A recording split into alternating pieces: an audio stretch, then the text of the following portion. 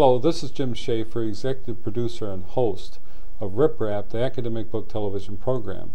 My guest today is Nancy Reame, one of the co-authors of the now historic and very famous project begun in the 1960s and 1970s by a group of women in Boston, the book entitled Our Bodies, Ourselves, and its latest edition. Welcome to Reame. I'm delighted to be here. And you know, Thank you. I know you're a professor here at the University of Michigan School of Nursing, but I wasn't back then when all this started. Well, and this is one of the original copies of this book, and I must confess that we were the purchasers of this thing because, you know, because I think they're pretty expensive now. Yeah, they used to be 35 cents. No, right? we bought them when it first came out. Ah. In fact, we ought to talk a little bit. How did this project emerge? You know, this was a Boston Women's Collective to produce this health book. Well, it started, you know, like you say, by a group of real women sitting in their living rooms around a kitchen table from all walks of life. And I wasn't involved. I just want to make it clear. I wasn't involved in that original group. I came on board actually with the second edition. And but this group, they were mostly college-educated women, some young mothers, some unmarried women, and who were feeling sort of in the midst of this social revolution that was going on in the late 60s and early 70s. And being in the midst of, most of them living in Boston, obviously, and so in the midst of the Harvard culture and the academic kinds of revolutions and college campus revolutions that were going on then. It was the era of the baby boomers who were in their early 20s, mid-20s, and some late 20s. And most of these women were not health professionals, had no background in health whatsoever, but were interested in their bodies. I mean, the title of the book says it all, Our Bodies, Ourselves, which was a revolutionary idea, and it still fits. You know, we haven't, the title is still really central to the whole notion. A big paradigm shift in the idea, the relationship between the patient and the healthcare system, really is what that says. Well, we talked before that this was pretty radical. I mean, it wasn't accepted all around the country. In fact, you told me that it was banned in some places when it first came out. Oh, yes. Well, yes, because, in fact, probably because of the pictures more than anything else. There are wonderful photographs, and not just, there are diagrams as well, but there are pictures of nude bodies. And that happens to be a figure, but actual photographs of real women and real women's bodies, not some, you know, fashionable, sexualized body, but a beautiful female body. And in many states and school districts, that was considered against the law to view those kinds of things. So libraries actually prohibited the book in their libraries. And it took a while, but eventually it's been sold, I don't even know how many millions now. And I think it's 3 million copies now. Worldwide, and how many different languages. Right. So eventually people got the idea that it might be kind of a good thing to learn about your body. Well, you know, these are great pictures. Actually, some of these pictures in here, especially of the families and the children, were because of the low budget and a few dollars they had. Most of these pictures are of the women themselves or of their families and their young children at the time. Many of these kids obviously are now adults. But in fact, one of our faculty here at Michigan, Jeannie Raisler, who's a nurse midwife, was a student at the time and actually took a lot of these pictures. So this really book has a special meaning to folks here at Michigan. Well, and what's interesting is in that genre of the newsprint, you know, publication. So it's got the newsprint to reduce costs, and it's got the. But it was quite interesting in terms of providing information and some serious. I mean, the information was based on good research about what was going on, sexuality, health, you know, women's bodies. And I think that was probably the biggest the most novel idea at the time is that women who weren't physicians, who weren't medical researchers, just everyday normal women could go out and do this kind of research themselves, could actually go into medical libraries and gain access to medical journals and read these articles and understand them and translate them into everyday language for other women. That was a huge new novel approach to learning about your body. And it was the grassroots kind of, we're going to do this for ourselves. And that's what they did. Now, obviously, they were, for the most part, college educated, but the message became loud and clear. If we can do it, you can do it. And let's all look together. And no longer will the medical library be the domain of physicians. And back then, I think people forget, we've become so consumerized in terms of our healthcare practices and so educated about the medical care that we get. It seems weird that people wouldn't be highly educated about their particular health problem before going to the doctor. But back then, no one walked into a doctor's office with a research article, a medical article from a medical journal in hand, and approached them with this article and say, look, I want this treatment. Or why didn't you tell me about this as a side effect to this medication? And that was just earth-shaking that a group of women would do this, because now it's just sort of expected, and physicians expect it. I mean, there's been big changes in the healthcare system anyway. It's a much more equalized kind of a process and a system where the patient is no longer seen as down here, and where we don't put the doctor, you know, up on a pedestal. So well, it seemed that having a patient advocating for him or herself would be a wonderful thing, because then you can talk about real information, real options, get them involved in the health care of their bodies. Absolutely. The other thing that's been interesting, this project hasn't gone away. It keeps regenerating itself. And spawning other projects. What other projects has it spawned? Well, besides the core book, Our Bodies, Ourselves, which is an overview of women's health really across the lifespan, there have now been some spin-off books for several editions now. One on growing older, ourselves growing older, and there's a new one coming out on pregnancy, and a new one coming out being released later this year on menopause. Again, written under the auspices of the Boston Women's Health Book Collective and this core group. The same attitude of, you need to know this. Yes. This is your body. Absolutely. And it's been over 35 years now that this project has been going on. And then the other point they make is that this is a new edition for a new era, but it's also a new generation of women. Right, and that was really important in this edition of the book, the new edition. Because we have all aged. The majority of the folks who worked on the first edition are now into our 50s and some into our 60s and even 70s. We felt that we were not addressing the young women's health issues adequately. Or women of color. We needed much more diversity in the book, and especially attending to younger women's issues. For a long time, that was the focus. And for a long time, there was a need to address older women, because older women were really invisible in our society. But over the last 10 years or so, with all of the women's health research coming out of the National Institutes of Health, I think the balance is a little better.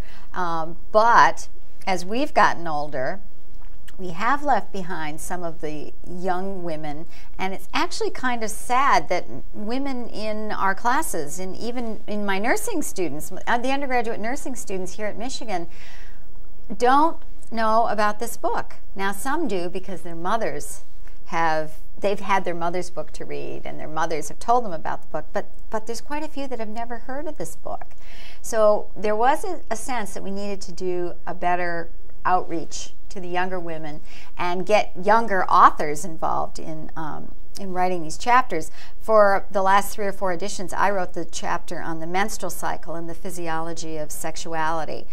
This year we handed that off to a younger writer and women's health advocate, and someone who is really in the trenches of and has firsthand experience of young women's health issues. And I did the chapter on infertility this time around. This is an area that I do research in here at Michigan, and I'm familiar with it from a professional perspective, certainly.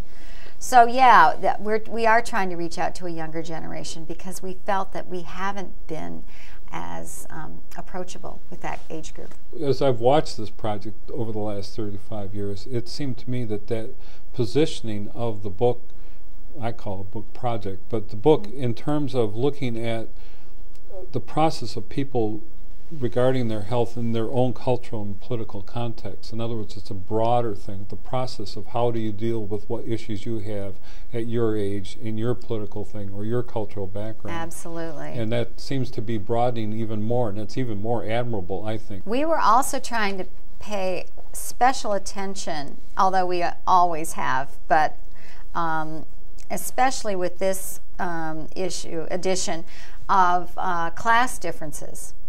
And I can give you a perfect example of something that many women know that exercise is important for their health, and that we all should be exercising. But for example, women who are poor, who don't have a lot of finances, who don't have a lot of extra money, obviously can't afford to go to the gym, which so many middle American women might think that's where you exercise. That's what exercise means. And you want to stay healthy, you need to go to the gym or even walk at the mall.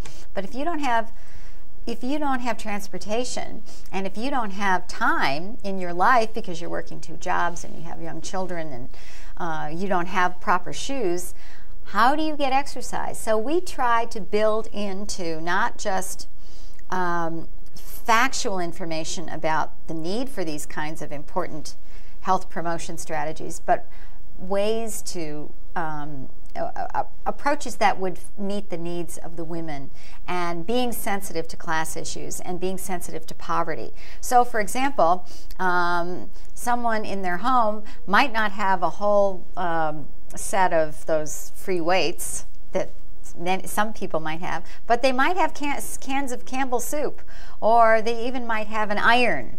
And if they weigh these, if they have access to a scale and they weigh them and they can figure out how much these weigh, these can substitute and be just as useful, especially, or even if you have access to things like a blender or a coffee pot.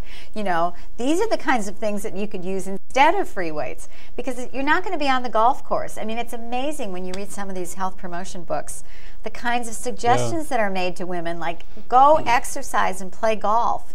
Well, this isn't going to be useful to someone who doesn't have that kind of time or independence or financial. Well, some of the things may be nutritional, just what they're absolutely. eating. Yeah. You know, that they may have anemia from just having an imbalance in what they're eating or have access to. And I think the other thing, the census figure said that over half the households now are single parent.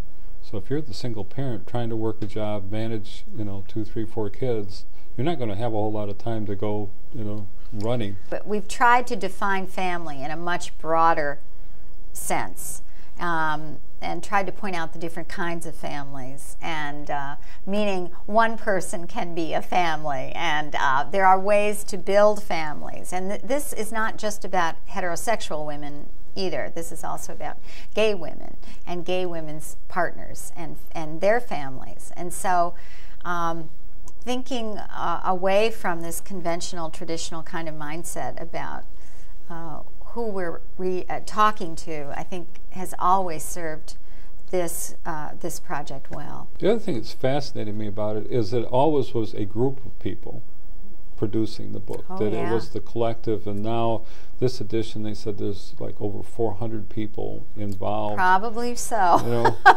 Mostly women, but there's still a number of men involved with it. But Yeah. it's just fascinating that it would grow like that, and you'd have, that's an enormous coordination thing, and that people are all suggesting, and they feel that vitally involved with it that they would want to keep going. And what's so amazing is that they can have some level of consensus, because to try to get, many of us have strong political views and strong philosophical viewpoints and differences on a variety of issues. Some of us consider ourselves along a continuum of feminism versus humanism. And so to get all of those different kinds of ideas and inputs into and around these topics is a huge undertaking. But I think because of the wisdom and the skill and the experience and the quality of the women at the top, who are the editors, and I'm especially Judy Norsigian, who's been with the project, was one of the leaders from the beginning. Because of the quality of that core group, it's worked to have so many people. Well, that's so a marvelous accomplishment in itself, and as you know, getting something to print, getting it done, all worked up and to print in some coherent fashion is an accomplishment just for one author, but 400 people, participants. One of the hardest parts has been to keep the costs down. We've usually never been allowed to expand the words per chapter. So we sort of have to fit, if we're going to have anything new in there, we have to substitute or take something out in order to put something in, because the basic size in terms of words, number of words and pages have to be about the same. This is slightly smaller, I think, but it's a little bit thicker now because compared to some of the earlier editions, and that's just to save money, because the costs of obviously publishing big time. So that's on top of all the other issues, to try to incorporate new information, new research, new strategies around the same topics without losing what we think is some of the classic information. Plus, to keep the cost of the book down. I mean, there's been an awareness that if you price it, you can price it right out of the reach of many people who really need to use it. Right. So that was an animal. I should mention, since you brought up cost, for clinics, the publisher is offering a reduced rate for healthcare clinics, counseling clinics, and they have a pretty flexible definition of what healthcare counseling or health education kinds of organizations are. And for these kinds of groups, the price, if you buy in volume, is something like $7.50 plus shipping. So it's a huge savings. Yeah, and it's well worth. Absolutely. You know, because as you're saying, even some of the students here at the University of Michigan in your classes, you know, could probably benefit from this. Well, we use it in several women's studies courses, women's health classes. And that was something too, that there's been this spectrum or this wide range of topics that, you know, that's very sturdy. I mean, it's very thorough in its approach. It's shifted over the years, you know, what the emphases are. But still, I think that's helpful in that many women, it would do them well just to get a copy of the book because of the amount of information that's in it. Mm-hmm. And your interest will change too. So that you might start out reading the chapters about PMS, but over the years you're going to perhaps get more interested in things about enhancing your fertility, or the perimenopause, or beyond menopause, or pregnancy. I think also the orientation though has been toward community, and so, you know, and interpersonal involvements. And so while you may have a particular interest of your own, there are other people that you're involved with or know or want to help or are talking with who may be at a completely different stage and phase. You know, absolutely. Daughters, friends, acquaintances, working partners, and the whole thing. And I should mention that where we could expand on a lot of the information this time, for the first time, huge new opportunity, was the internet. That had never happened before. So now it comes with a wonderful internet link. So each chapter has just oodles and oodles of additional information and resources, other readings, documentation, some of the research articles that we've referenced. It goes on and on and on the website associated with the book. So that's well, see, an that thing enormous about the research is what really is fascinating to me and relevant to this program. Is it's serious research. That, I mean, you know, the approach is based on that. This is information. It's just another, you know, talk show guru talking about this and that. Mm-hmm. This is solid information based on academic research. Absolutely. You know, and that that's been its approach, is to make it accessible, and the way that impacts into people's everyday lives is what I think is really an admirable intersection or interface kind of thing. And then we come to your topic, the infertility. Right, right. What a fascinating topic, and certainly something that's really becoming a very intense interest in today's society. Yes, yes. It's changed its focus over the years. It's expanded certainly in terms of the proportion of pages, but yet we've tried to really keep it sort of general enough that most anyone can understand it, and we obviously aren't trying to provide an in-depth medical treatment guide for infertility, but at the same time hopefully provide people with enough education and a background. It's a good place to get started for women who are concerned about protecting their fertility, understanding risks for their fertility, and ways to, you know, health promotion strategies for preconceptual kinds of good health behaviors, and just basic information. And again, keeping it at about a 6th grade reader level, and recognizing that some women, for some women, you know, this is going to be the only place that they're going to get understandable information. Well, it's a very complex topic. I think people right, talk about inner, you know, fertility, but it's really, and I was fascinated when you said about measures you can use to preserve or protect fertility. These are all very simple ideas, but people need to know about it. For example, there are, you know, smoking. Smoking is actually lowers your fertility rate and can seriously undermine and compromise your ability to get pregnant. Young women, you know, that smoking is at a pretty high rate in young women. Women are taking up smoking at a faster rate. They have a harder time quitting than we now know from gender studies that young girls get addicted to smoking earlier, and this does have serious consequences on their reproductive health. They know, usually, most women know they shouldn't smoke while they're pregnant, but the idea that you shouldn't smoke in order to become pregnant and also to protect and extend the life of your ovaries. I don't think people understand that smoking is toxic to your ovaries. And actually, women who are long-time chronic smokers go through menopause about 2 years earlier than they would naturally. So just understanding how some of these kinds of risky behaviors impact on their future fertility in adolescent girls, especially eating behaviors.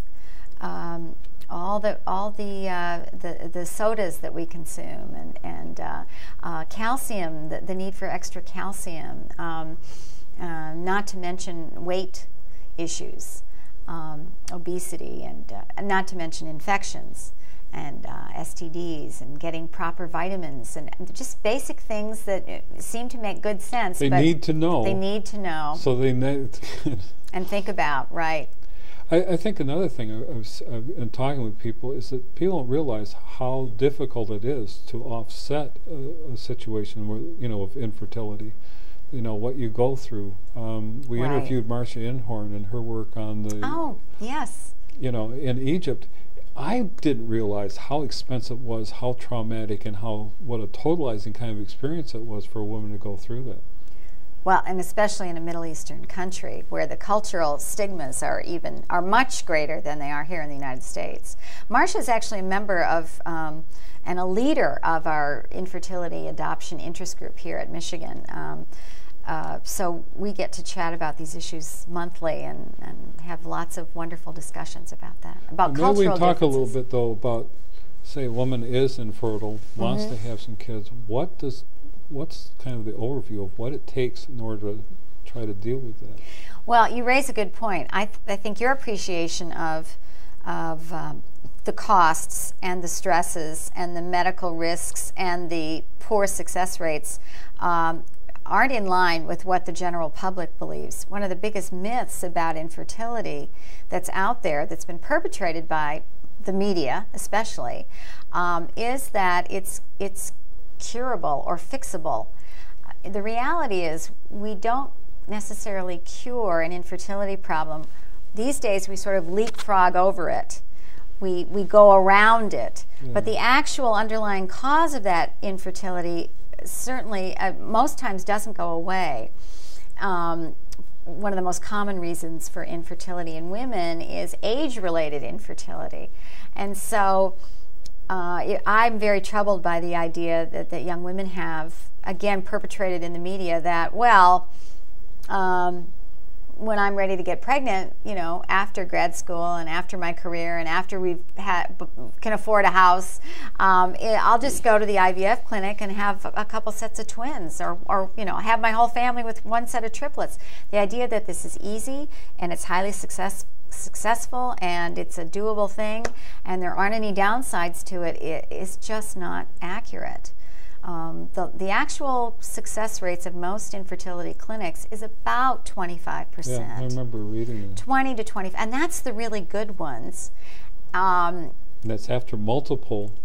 Right, and it attempts. could take 6 months, it could take 12 attempts. I mean, there's lots of stories about that, and that's about $10,000 a cycle on average. And that's just for sort of the standard in vitro fertilization. That's not if you're using donor sperm and donor eggs and gestational carriers and all the other advanced technologies that are now available. So, and 25% is actually what Mother Nature's success rate is for pregnancy. We're just not aware of all the lost embryos, the miscarriages, the natural spontaneous miscarriages that occur during a normal menstrual cycle. But we know that is in reality the case. And so a 25% success rate with in vitro fertilization is actually pretty good. The only time you see better rates than that usually is when you are using much more advanced technologies in the laboratory at a much higher cost. And even then, the success rates are only about 50%. Well, the thing that also is heart-wrenching is that women don't quite understand what you go through in going through those cycles. Hormonal stimulation and egg retrieval. Yes. And there's a lot of stuff going on. And the roller coaster emotions and the experience of loss. It's very traumatic and very stressful. Actually, there's been studies of comparing the stress of infertility to other kinds of stresses compared to someone who's going through chemotherapy for cancer. Oh, yeah. Well, thank you for being in Rip Rap. What a nice discussion. Well, you're welcome. Thanks for having me. It was great.